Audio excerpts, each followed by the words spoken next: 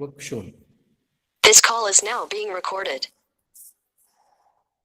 So numerical number 8 is obtain the current transfer ratio for the network shown. For the network shown. Okay. For the network shown.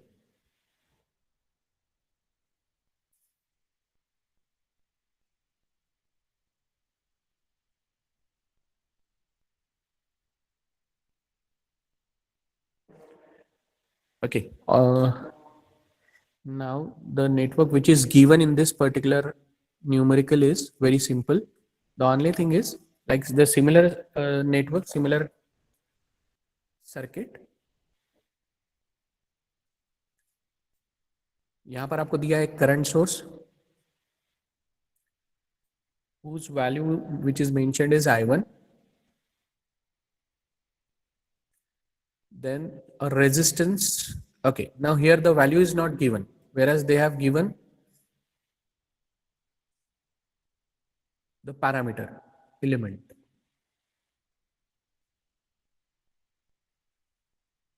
Given circuit is in Laplace transform form. Means Laplace transformed network is given. Okay, this is given. Then they have given the voltage is V1. This is V1 of S. The other one is I1 of S. And then the voltage across this capacitor is V2 of S. Okay. And then current is given I2. So this is your given network. This is similar to your previous case, numerical number 7. So I just suggest you to take this numerical as homework. This numerical was asked in winter 17 and summer 17. Winter 17 and summer 17 for 5 to 6 marks. For 5 to 6 marks. Okay.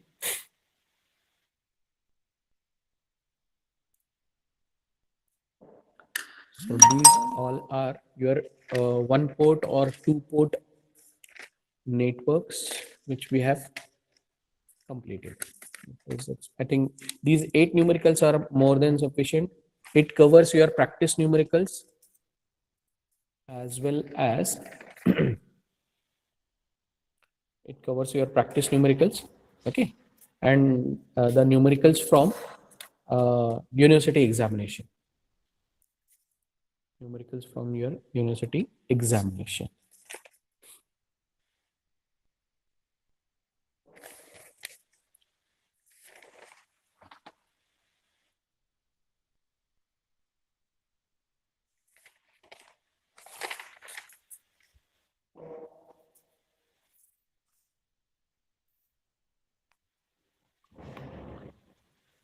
So I think all of you have a sufficient practice. I just consider from my side that 8 numericals are solved on this particular one port or two port network, which is more than sufficient. Now let us start for the second network, that is ladder network. आप लोगों ने copy कर लिया है इस numerical को. You take this particular numerical as homework. You can solve this numerical at home, and then tomorrow we'll see the answer to this particular numerical. Okay, sure. Now okay, now this particular part. So we have done part 1. यानी आपका part 1 जो है वो हो चुका है. This one. Now we have to deal with the numericals on this ladder network. That is part 2 of this particular unit. So definitions are done. Necessary conditions and numericals that will give I'll give when we discuss poles and zeros. Okay. So let us discuss the numericals on part 2.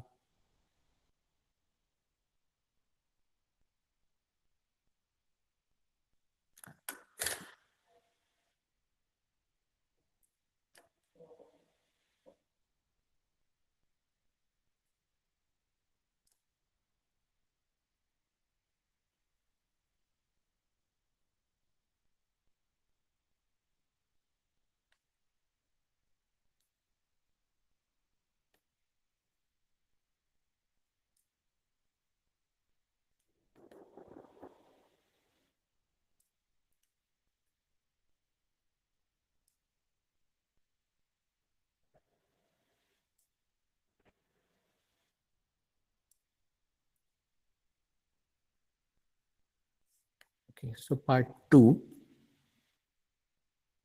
ladder network. Now what is ladder network?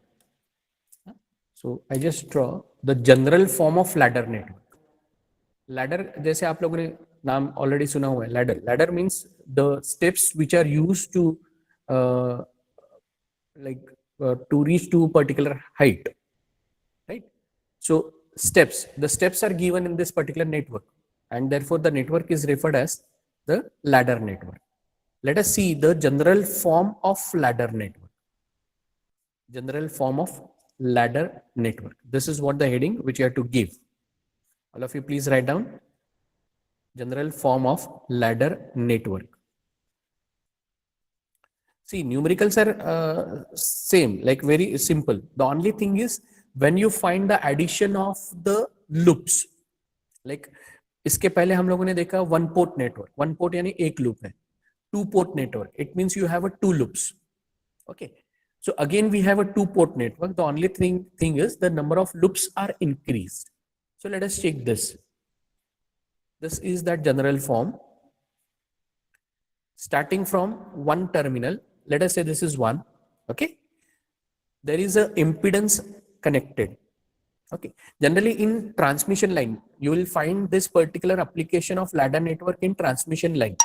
Transmission line का मतलब क्या हुआ कि जब आपके पास एक transmission line section है which is classified into three simple categories like small transmission line, medium transmission line and long transmission line. Small, medium and long. That completely depends on the distance between generating source and the load center. Therefore, you have a classification of transmission line as small, medium and long. Whenever we have the representation of these lines, a transmission line, we have to consider the line elements parameters as resistance, inductance and capacitance. Resistance and inductance is inbuilt in the conductor. You know that conductor, when we have that conductor itself can offer these two parameters, resistance and inductance. क्योंकि conductor यानी किसका बना हुआ है? It is made up of copper or maybe the alloys. So when we have that material of conductor, that conductor offers a resistance. But as the AC supply given to the conductor, that is transmission line, one more parameter get developed that is called as inductor. So this R plus JXL is always there in the transmission line, which is represented as impedance Z. And third parameter, that is capacitor, is nothing but the element developed between the transmission line. Like we have a transmission line hanging between the two poles, that is connected between two poles. So when we have a transmission line connected between two poles, and when that line is charged, means when that line experiences flow of current, the charge between the line and the ground terminal get developed. That charge between the line and the ground terminal is represented by the capacitor C. So whenever the AC line is given or connected with some source, with some generating plant, the current starts passing through the line due to the load connected on the other side of the line. So I just consider this as transmission line having a conductor like this, having allows current to pass. One end of it is connected with the source, another end of it connected with the load. Whenever it experiences current flow through the conductor, that conductor develops its resistance and inductor. So this resistance and inductor of conductor is represented as impedance Z, which we call it as the impedance of transmission line. Impedance of transmission line. At the same time, the third parameter capacitor also get developed between the charged conductor transmission line and the ground terminal, and that element is represented as capacitor. So the capacitive reactance of that particular line is represented as Z is equal to XC, or you can say Z is equal to minus J XC. Okay, so when we write this Z is equal to minus J XC, or we can write that capacitor is equal to what? 1 upon twice pi omega C, that is 1 upon omega C. बराबर है ना, xc is equal to 1 upon twice by f c, so it is nothing but 1 upon omega c, बराबर है. So this 1 upon omega c or z can have the inverse that is represented as admittance. अब admittance क्या होगा? Admittance is the reciprocal of impedance. If it is a reciprocal of impedance, what I get omega into C. I get omega into C. So यहां पर आपका terminology क्या रहेगा? z is equal to minus J X C is equal to 1 upon omega C, therefore it is minus J upon omega C. Therefore, now y is equal to reciprocal of impedance, and therefore it is equal to omega c. So now how we can write it as j omega c? Why this minus j term is replaced by j? यानी यहाँ पर आपको क्या करना होगा? You have to do the adjustment. यानी यहाँ पर आएगा आपका j, यहाँ पर आएगा आपका j स्क्वायर. यानी मैं लिखता हूँ आगे. अब ये मेरे पास माइनस j है कि नहीं? तो माइनस j को मैं क्या करता हूँ? I just do the adjustment. I just write j minus j square. अब यहाँ पर मैंने एक्स्ट्रा j ऐड किया, तो मुझे यहाँ नीचे भी डिनोमिनेटर में एक एक्स्ट्रा j ऐड करना होगा, तो मुझे क्या मिलेगा? j omega c. Now what is j square? j square is equal to -1. j square is equal to -1. अब j स्क्वायर अगर -1 है, यानी j इज रूट ऑफ -1, या j स्क्वायर इक्वल टू -1, तो this -1, this minus becomes plus. So what I am getting now? 1 upon j omega c. And what is y now? That y is equal to j omega c. तो z जैसे impedance मैंने लिखा, सो impedance of transmission line, अगर यहाँ की हम लोग बात करें पहले इंपीडेंस की, तो वो क्या रहेगी?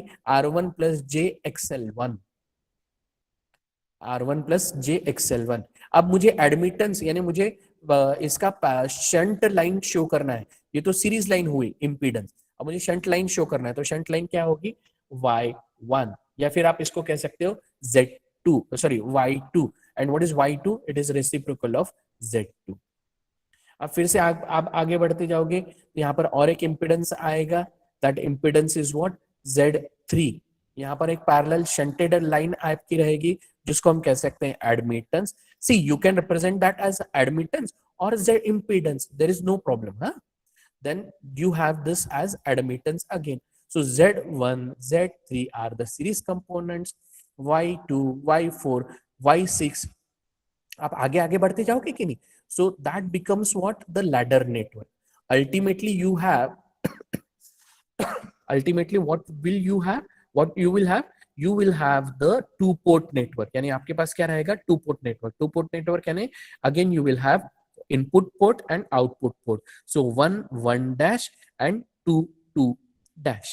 But the only thing is the number of loops are more than 2, and therefore the network is called as ladder network.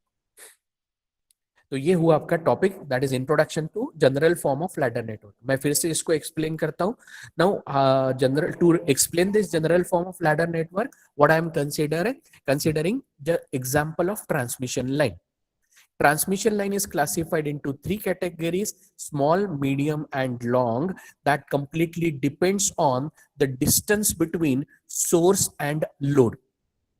So therefore we have the transmission line categorized as small, medium, and long. Now this transmission line can be represented in a circuit diagram by 3 parameters. The parameters are resistance, inductance, and capacitance.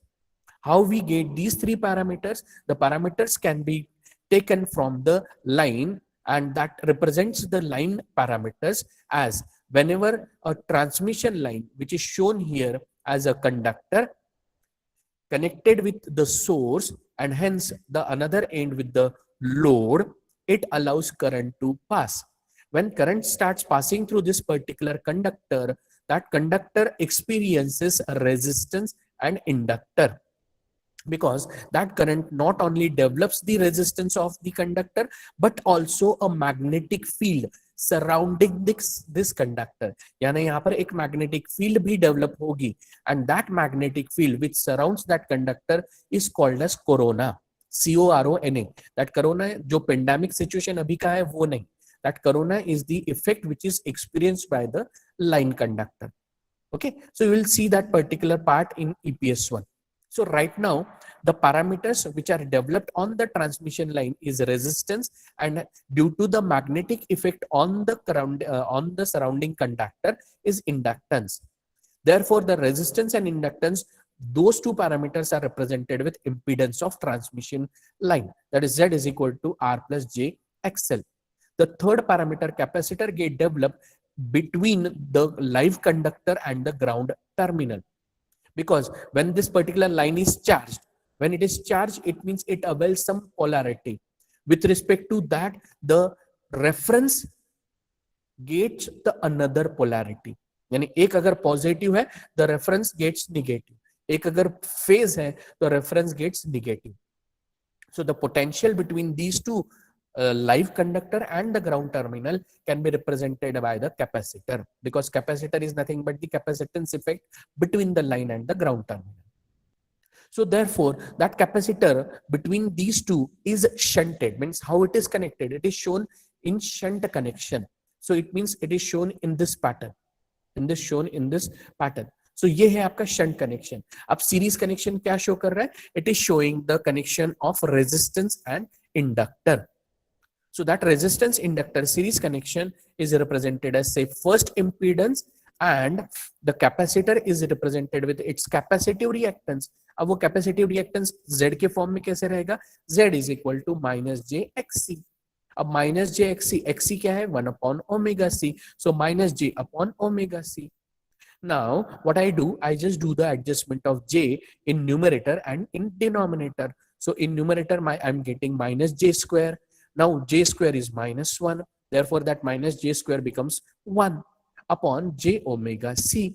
Now what is y? Is admittance. It is reciprocal of impedance, and reciprocal of this j omega c can give me y is equal to j omega c. So therefore, when I draw the ladder network representing any of the transmission line, maybe small, medium, long, I can make the parameters representation. So the parameter is, say, Z1, which is R1 plus J X1. Second, shunt connection of impedance. So that you can say either the impedance or the admittance. अगर आप admittance कहते हो, तो it is reciprocal of impedance. So say this is Z1, the other one is Y2. This is Z3, the other one is Y4. Then next is Z5, Y6, Z7, Y8, Z9, Y10, and so on. So what is that network is called? That network is referred as a ladder network. But this particular network always have a two-port network. That is, one end is source connected, supply connected. The other end is load connected. Therefore, it is referred as two-port network.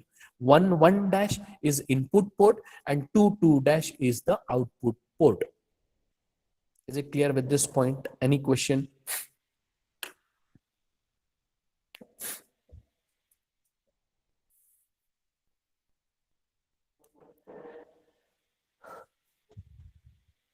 Any question on this? Hello, sir. Hello, sir. Yes. Yes. Sir, you said that the current or the charge between the this transmission line and ground terminal is denoted by capacitor C. So how is that possible, sir? Means why it has to be denoted by C? Yes. See, basically, when we say when a particular conductor, that is a transmission line, having current flow, due to this current, the potential get developed between the two. This, if I just consider this as positive potential, then the voltage I have to measure with respect to some reference. So that reference becomes the ground terminal. So when this particular line is positively charged, from electrostatic effect, which you know, the positively charged line avails the negative charge on the opposite line. So that opposite line is what? Say the reference line, that is ground terminal. So this line is positively charged, the ground terminal is negatively charged. It means it is nothing but the plates, two plates. One plate is what? Positive charge, and another plate is what? It is negative charge. Now, how we represent those positive and negative charge plates? It is represented by the capacitor effect. That is capacitance effect. Like this. Now, if you say, sir, this is negatively charged. If you say it is negatively charged, the reference will be positively charged. The reference will be positively charged. So Okay, this is sir. the capacitance. This is the capacitance effect between line and ground terminal. This is the capacitance effect between line and ground terminal. There is one more capacitance effect which gets developed, like when we have a line, live line, यानी एक live line है and another is neutral line. Another is neutral line. So another capacitance effect get developed between this live and neutral line. Another capacitance effect get developed between this live and neutral line. So that capacitance effect is again nothing but the potential. So that capacitance आप लोग EPS 1 में पढ़ोगे, power system 1 में, कि that capacitance is called as the capacitance between live conductor and the neutral point. This capacitance is called as the shunt capacitance between line conductor and the ground terminal. So we generally call it as a shunt capacitance क्योंकि वो parallel connect होता है. Therefore, it is represented as shunt capacitance. Okay, so ये है आपका terminology basic behind this particular ladder network. यहाँ तक ठीक है? हाँ sir. Okay, any other question? Okay, any other question? Okay, now I just make a network. अब जो हम लोगों ने इंट्रोडक्शन दिया उसी नेटवर्क को मैं यहां ड्रॉ करता हूं. Consider this as impedance Z1. अब एडमिटेंस ना लेते हुए, यानी आपको और ज्यादा कंफ्यूज ना करते हुए, I just take this as impedance. Admittance भी ले सकते हो या इंपीडेंस भी ले सकते हो, कोई दिक्कत नहीं. और दोनों टर्मिनोलॉजीज आपके रिप्रेजेंटेशन में आ सकते हैं. एक अगर आप Z2 लिखते हो तो यहाँ पर आएगा आपका JXC2, है ना. अगर आप एडमिटेंस लिखते हो तो वो आएगा आपका, यानी ये आएगा आपका 1 द टर्मिनोलॉजी और वो आएगा आपका XC2, यानी वो जैसे पहले मैंने आपको बताया. ठीक है, चलो आप ज्यादा कंफ्यूज ना हो, कोई दिक्कत नहीं. आप सिर्फ इतना ध्यान में रखें कि ये आपके पास लैडर नेटवर्क है जहां पर आपके 3 इंपीडेंसेस है. एक है Z1, दूसरा Z2, तीसरा Z3, चौथा Z4.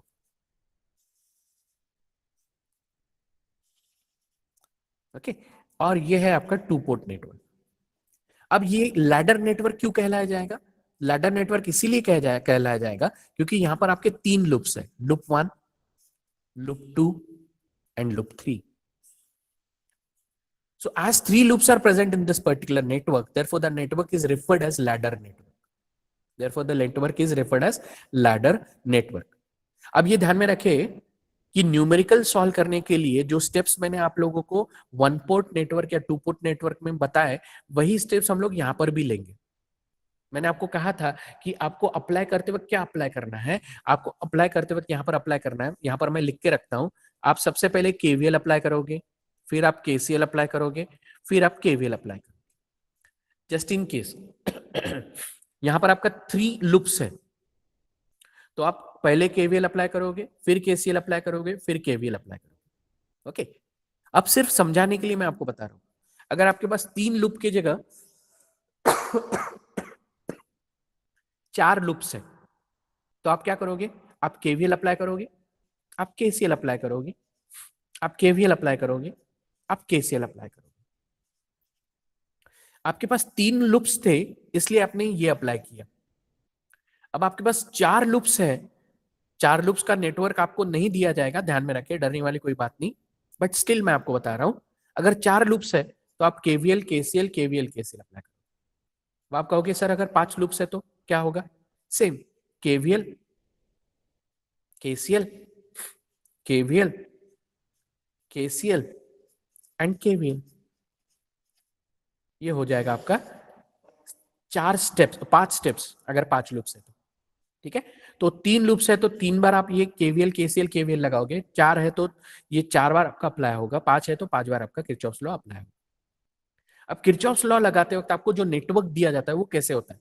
नेटवर्क सिंप्लीफाई किया हुआ है. आप लोग क्योंकि 3rd सेम के स्टूडेंट्स हो ना, और 3rd सेम स्टूडेंट्स अगर PG वाला काम करेगा तो मतलब नहीं, इसीलिए उनके अंडरस्टैंडिंग के हिसाब से नेटवर्क जो दिया जाता है वो इस तरीके से रहता है कि यहाँ पर आपका 1 1 dash with the supply voltage V1, अब यहां से जो करंट पास होगा उस वन पोर्ट के हिसाब से ये रहेगा I1। उसके बाद सेकेंड पोर्ट के ऊपर जो डेवलप होगा उसको हम कहते हैं V2। और यहां से जो ध्यान से रखना, ध्यान से सुनना, यहां का जो करंट है वो I2 जनरली 0 दिया जाता है। अगर ये 0 ना दे तो थोड़ा कॉम्प्लिकेशंस बढ़ सकते हैं स्टूडेंट्स के हिसाब से, उसको सॉल्व करने के लिए या driving point transfer functions find करने के लिए। तो वो दिक्कत ना हो स्टूडेंट को, उसके लिए जनरली ये जो करंट है I2 इक्वल टू 0 दिया जाता है। अब I2 इक्वल टू 0 दिया क्या है, इसका मतलब क्या है कि this particular network is open circuit. Open circuit, it means there is no load connected on this particular side and therefore we just consider open circuit. अगर open circuit है तो इसका मतलब I2 equal to 0. So I2 equal to 0 दिया जाता है, यानी वहां पर लिखा जाता है I2 equal to 0। अगर दिया नहीं है न्यूमेरिकल में, सपोज ऐसा हुआ कि हम लोग देखेंगे न्यूमेरिकल यूनिवर्सिटी से, अगर नहीं दिया है तो आपको क्या करना है, you have to write there I2 equal to 0। अगर आप लिखते हो तो गलत नहीं होगा। और ये क्यों किया जाता है, ताकि वो नेटवर्क आपको सिंप्लीफाई सिंपल लगे। अगर आप I2 इक्वल टू 0 नहीं लेते हो तो I2 का वैल्यू कुछ तो रहेगा वगैरह, फलाना फलाना चीजें काफी आ सकती है। तो वो टर्मिनोलॉजीज में न जाते हुए यहाँ पर डायरेक्टली आपको I2 इक्वल टू 0 लेना है, अगर नहीं दिया है तो हम लोग वो वैसे न्यूमेरिकल्स देखेंगे। अब जैसे आपका करंट ये 1V1 के वजह से I1 पास होगा, बराबर है। अब वो I1 कहां से पास हो रहा है, Z1 से। Z1 से जैसे पास होगा तो ये यहां पर आपको उसको क्या मिल रहा है, उस करंट को एक नोड मिल रहा है। तो इमीडिएटली उस नोड को आपको नाम देना है। जो एब्रिविएशंस मैं यूज कर रहा हूं वही एब्रिविएशंस आप यूज करें तो बेहतर रहेगा, ताकि मुझे पता चले कि ये पेपर मेरे स्टूडेंट का है। तो ये एक नोड यहां पर उसके सामने आ रहा है, और वो नोड क्यों आ रहा है, क्योंकि उस पॉइंट पे करंट डिवाइड हो रहा है। तो इसका मतलब वो जो पॉइंट हुआ, जंक्शन हुआ, जहां पर करंट डिवाइड हो रहा है, उसको हम नाम देंगे नोड, और नोड होगा आपका ए। अब अगर ये नोड ए है तो उसका potential with respect to ground potential, with respect to ground, वो क्या हो जाएगा आपका V A. With respect to that it is V A. अब ये I1 करंट जो Z1 से पास हो रहा है, ये I1 करंट दो पार्ट्स में डिवाइड होगा।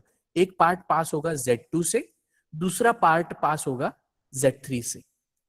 अब जो Z2 से जो करंट पास हो रहा है उसको मैं यहां पर एब्रीवेट करता हूं IA। अब ये करंट कहां से कहां जा रहा है, ये जा रहा है आपका VA से लेके ये ग्राउंड टर्मिनल तक। अब इसका पोटेंशियल अगर आपको मैं पूछूं तो आप लोग झट से जवाब दोगे, sir it is 0 volts, 0 potential. क्यों, क्योंकि सर इसको डाटम नोड कहा जाता है। मैं जानता हूं आप लोग सब जानते हो अभी डाटम नोड के बारे में। सो ये डाटम नोड कहा जाता है, और ये डाटम नोड यानी रेफरेंस हो जाएगा जिसका पोटेंशियल 0 वोल्ट रहेगा। अब इस 0 वोल्ट के हिसाब से अगर मैं पूछूं कि what is the potential between Z2, if I ask you what is the potential across Z2, तो आपका इमीडिएट जवाब रहेगा sir VA। VA is the potential across Z2। क्यों, क्योंकि the potential at this particular node is 0 and therefore the potential between these two points, that is between these two points, आप लोग देख पा रहे हो, between these two points it is VA। और यहां से जो जाने वाला करंट है उसका नाम है IA। अब यहां पे कुछ तो नाम देना है, तो ये ध्यान में रखिए कि इस करंट को मैंने नाम दिया हुआ है IB। और IB क्यों दिया है, इसके पीछे भी रीजन है, क्यों देखते हैं। अब यहां पर IB आपका Z3 से पास होगा और ये इस सेकेंड जंक्शन पर पहुंचेगा। लेकिन इस जंक्शन पर और एक करंट आपका आ रहा है जो 2 से पास हो रहा है, जिसकी वैल्यू भले 0 एम्पियर है, लेकिन ये करंट आपका यहां तक है। अब यहां से आने वाला करंट IB, यहां से आने वाला करंट I2, तो ये एक जंक्शन है और इस जंक्शन का नाम हम लोग रखेंगे B। आपको हमेशा यही टर्मिनोलॉजीज यूज करें तो बेहतर रहेगा, ताकि कोई कंफ्यूजन ना रहे। अगर आप लोग कोई दूसरा रेफरेंस लोकल यूज कर रहे हो और उसमें XY दिया है तो XY यूज ना करें, यूज AB, क्योंकि मुझे आइडेंटिफाई करने में आसानी होगी। अब अगर ये B है तो इस पॉइंट का potential with respect to datum potential क्या होगा, तो इमीडिएट आप लोगों का जवाब होगा sir VB, sir VB। So मेरे पास दो पोटेंशियल आ गए, एक आ गया VA और एक आ गया VB। अब ये जो IB करंट आपका आ रहा है यहां पर, और यहां से आने वाला I2 जो 0 एम्पियर है, तो यहां का करंट की वैल्यू क्या रहेगी, जो करंट आपका Z4 से पास होगा, कोई बता सकता है?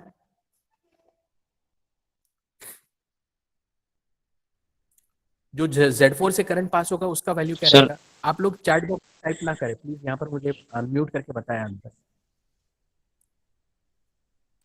Z4 से जाने वाले IB हाँ सर। जी, IB, वेरी गुड।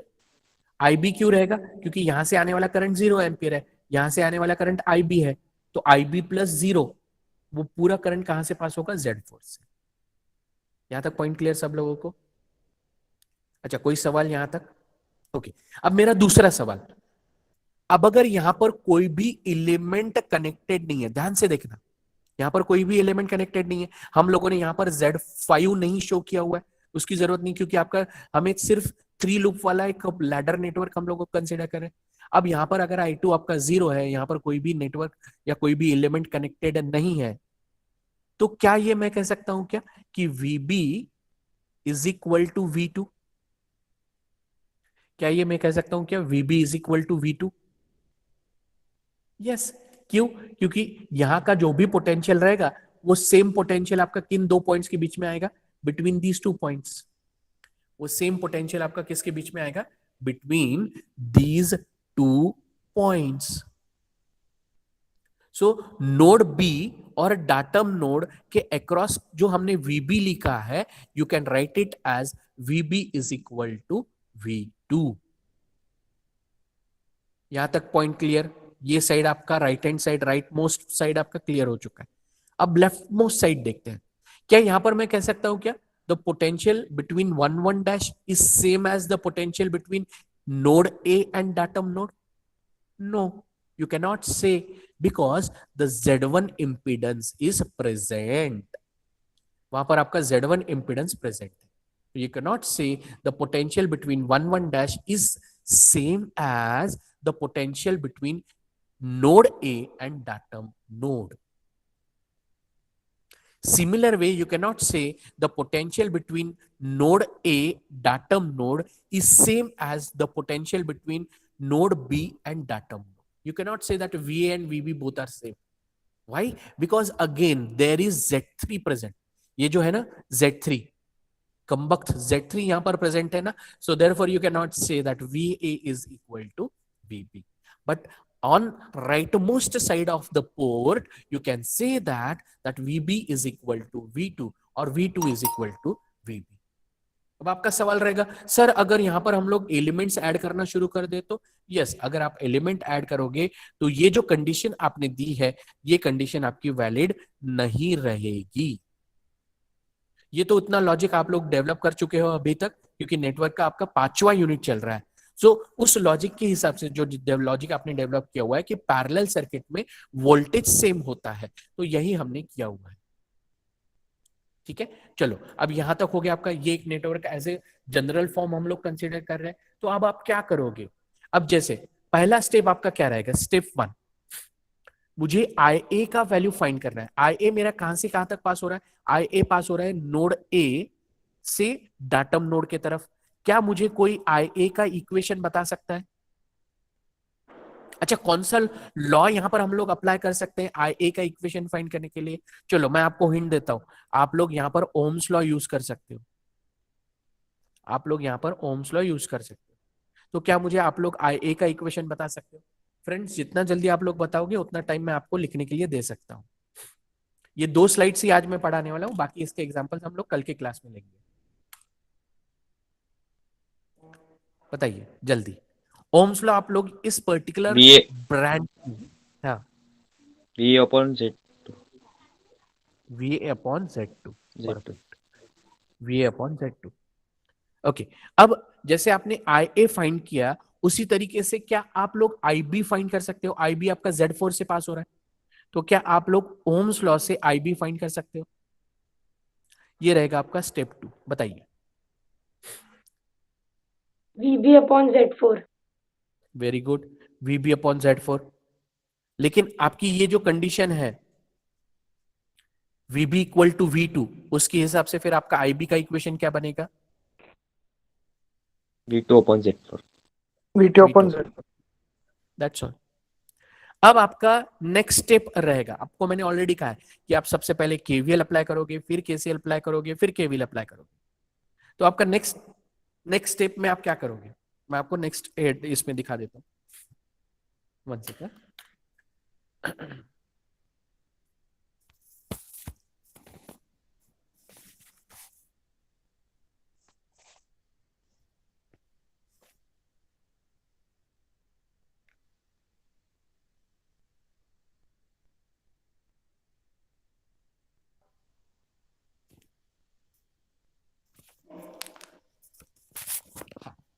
सो नाउ फ्रेंड्स जस्ट चेक, अब यहीं पे मैं इसी स्लाइड में दिखा रहा हूं, होपफुली आप लोगों को वो स्लाइड क्लियर दिख रही है।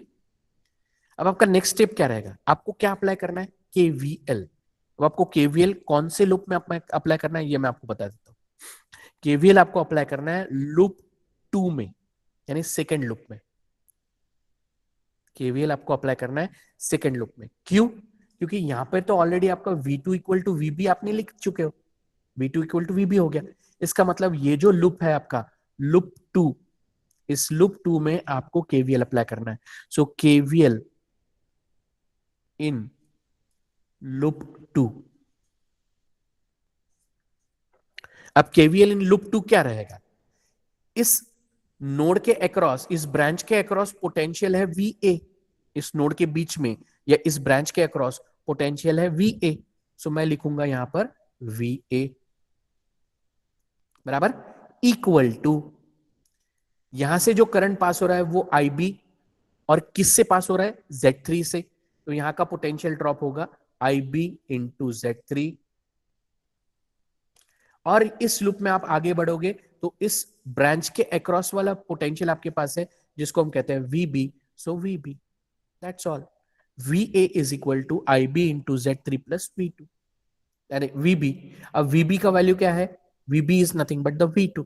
So therefore IB Z3 plus V2। उसके बाद आपने केवीएल लगाया लूप 2 पे, अब आप अप्लाई करोगे जैसे आपने इस लूप में अप्लाई किया, इसमें अप्लाई करने की जरूरत नहीं क्योंकि V2 is equal to VB already है। अब आपको क्या करना है, you have to apply KCL। अब आप KCL कहां पर लगाओगे, तो at node A। KCL at node A। Node A पे क्यों लगाओगे, नोड B पे क्यों नहीं लगाओगे, क्योंकि यहां पर तो आप जानते हो ना भैया, यहाँ का IB करंट आने वाला, यहां से आने वाला 0, और IB प्लस 0 क्या देगा, IB देगा। भैया करंट तो सेम है, तो यहां पर आपको नोड बी पे केसीएल लगाने की जरूरत नहीं है। इसलिए मैंने आपको कहा कि जब आपके पास ये 3 पोर्ट यानी 3 लूप्स है तो केवीएल केसीएल केवीएल। तो अब आप केसीएल अप्लाई कर रहे हो कहां पर, नोड ए पर। अब नोड ए पे आने वाला करंट क्या है, I1, और दो करंट्स कौन कौन से हैं, IA plus IB। So write it here, I1 is equal to IA plus IB। IA कहां पर है, ये है, IB कहां पर है, ये है, हो गया। चलो केसीएल हो गया, फिर आप अप्लाई करोगे केवीएल। मैंने तीसरा क्या बताया था आपको, केवीएल हो गया, केसीएल हो गया, अब केवीएल। केवीएल कौन से लूप में लगाओगे, अब केवीएल अप्लाई करोगे आप लूप 1 में। केवीएल अप्लाई करोगे लूप 1 में, और लूप 1 कौन सा रहेगा, ये वाला लूप 1। अब आप कहोगे सर लूप 3 रहा, तो लूप 3 में तो आपने ऑलरेडी लिख दिया, ये देखो लूप 3 में आपने लिखा हुआ है VB is equal to V2। So loop one के हिसाब से फिर आपका यहां का पोटेंशियल V1 इक्वल टू, यहां से इसके अक्रॉस वोल्टेज ड्रॉप कितना होगा, I1 इंटू Z1 हो गया, I1 इंटू Z1 प्लस इसके अक्रॉस पोटेंशियल कितना है, VA प्लस VA। अब आप कहोगे कि sir what is the value of VA, तो VA का वैल्यू आपको कहां से मिलेगा, ये स्टेप से जहां पे आपने VA लिखा है। बात समझ में आ रही है, बस हो गया। अब आप कहोगे कि सर I1 की वैल्यू मुझे कहां से मिलेगी, ये I1 की वैल्यू यहां से मिलेगी, I प्लस IB। I की वैल्यू कहां से मिलेगी, इस इक्वेशन से मिलेगी, VA अपॉन Z2। IB की वैल्यू V2 अपॉन Z4 हो गया। इसमें VA का वैल्यू कहां से पुटअप करोगे, यहां से। तो ये हो गए आपके 5 स्टेप्स। लेकिन 5 स्टेप्स में जनरली इस पर्टिकुलर 2 स्टेप्स को हम लोग ओम्स लॉ से लिखते हैं ना, इसलिए इनको हम लोग स्टेप्स के फॉर्म में नहीं लिखते हैं। We just start writing steps from this end. So steps आपके यहां से शुरू होंगे, this is step 1, step 2, step 3। ये स्टेप्स आपके ऐड होंगे if you start getting more number of loops into the network, that is called ladder network. Okay, so that's all from my side. If you have any query, please let me know. Otherwise, you start writing down the notes slide.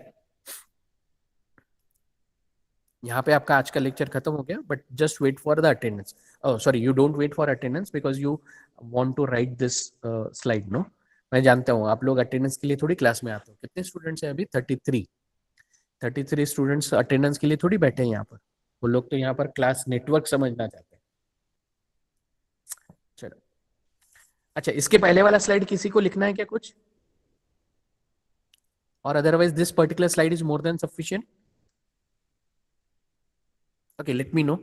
अगर आपको लिखना है तो बता दीजिएगा.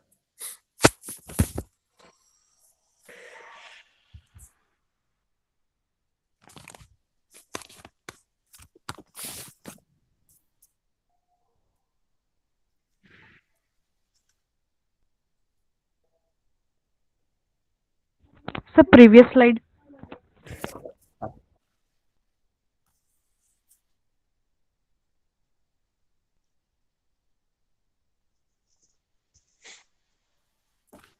Okay, start telling me your attendance, roll numbers जो लोग present है. Roll number 1. Roll number 2. हम ना घाई है. Roll number 3. थांबा madam. Roll number okay, roll number 1 2 3 ये तीनों हो गए. उसके बाद 4 present. 4 present. Then okay, roll number 6 to 10 कौन प्रेजेंट है? 6 present. 7 present. 7 present.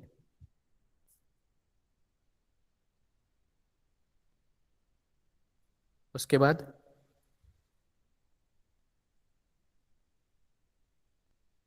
Okay, roll number 11 to 15. 11. Okay, 12. Then 13 present, sir. Okay, 14 present, sir. हाँ 13 प्रेजेंट. 15 sir. 13 के बाद 14 है क्या present? 1 Yes, 4 sir. 14 present, sir. 1 5. Yes, sir. Present, sir. ठीक है. रोल नंबर 16 to 20. Roll number 16 present, sir. Okay, Roll number 17 present, sir. Okay, then 20 Roll number present. 19 present, sir. Okay, 19 and 20. 20 present. 20 present, sir. 21 से लेके 25 तक. Roll number 20 22 present, sir. Okay. 24 20 present, sir. 23 present, sir. Okay. 21 22 23. 25 present, sir. 24 present, sir. Okay. 26 to 30. 26 present, sir. 27 present, sir. 28 present, sir. Okay.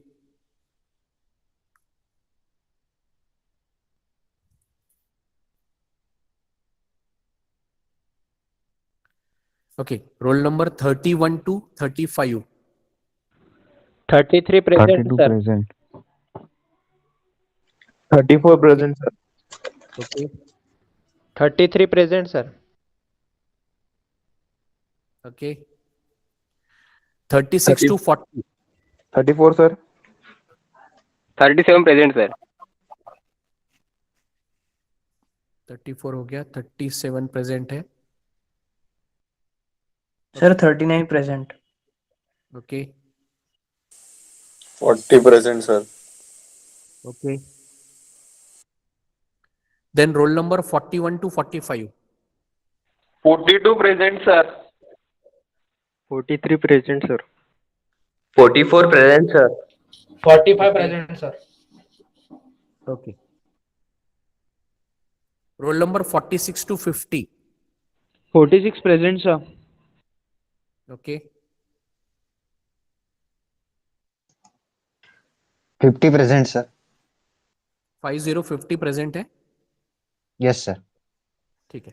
51 to 55. 51 to 55. Okay. 56 to 58. Sir, 56 present. 56 present. 58 present. 58 present. ठीक है. Hello, sir. हाँ. Roll number 9 is present. Okay. ठीक है.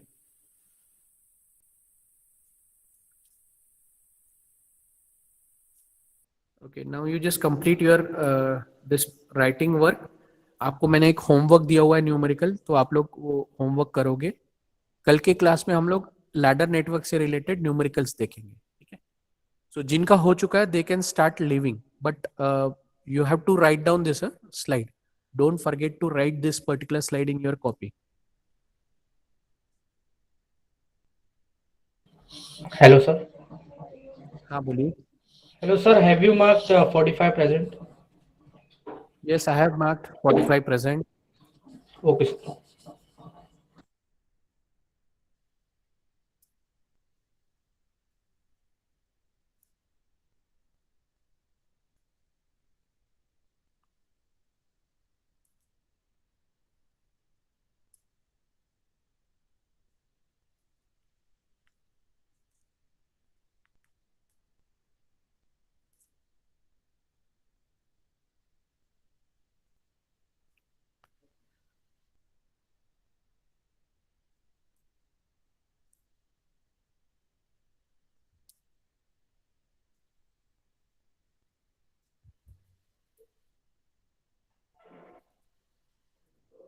हाँ sir.